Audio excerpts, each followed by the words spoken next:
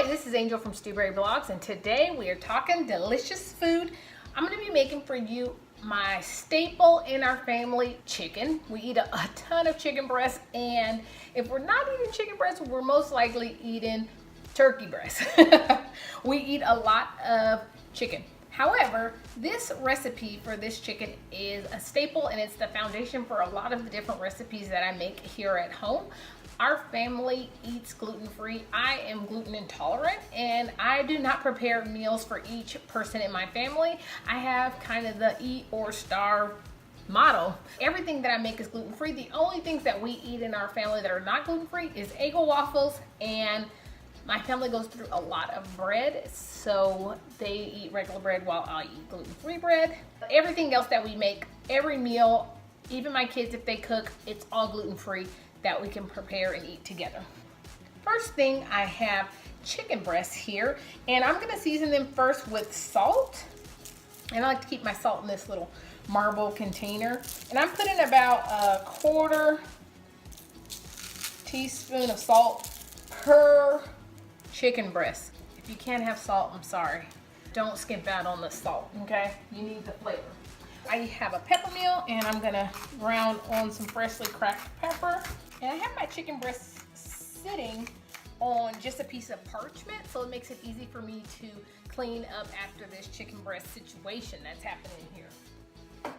I also like to use this 21 Season Salute from Trader Joe's. I used to use a lot of Lawry's seasoning salt. I probably still have some up there in the pantry. But Lawry's contains sugar, and I feel like there's something wrong with adding sugar to everything that you eat, so I cut it out. And notice I'm heavily seasoning this one side of the chicken, and I'll show you why here in a second.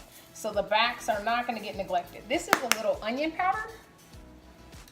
And lastly, I'll add a little garlic powder, okay? And this is about a teaspoon for all the pieces. Now what I do, because I have all this seasoning on one side of the chicken and not the other side, is I pick one piece up and smush it into the one next to it. So then it gets flavor on the back. I know it's silly, but that's my strategy, okay? Do what you like. However you season your chicken is your business. I already have a pan going, and I'm gonna add to that about a tablespoon of olive oil. So you want this pan pretty hot. You do not want to put this chicken into a pan that is barely going. Now I'm using an all-clad pan, and I love these pans because they can go straight from the stove to the oven, which is great when you're making food that you don't feel like babysitting. So you want to hear that sizzling deliciousness when you put it in there. If it doesn't sizzle, you're not doing it right. We're gonna cook these chickens on one side, and then we're gonna flip it and add it to the oven.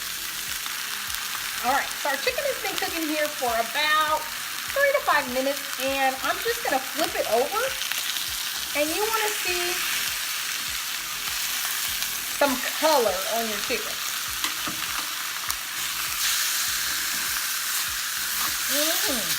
And now, just like this, I am going to take this whole pan and put it in the 350-degree oven for about 20-25 minutes.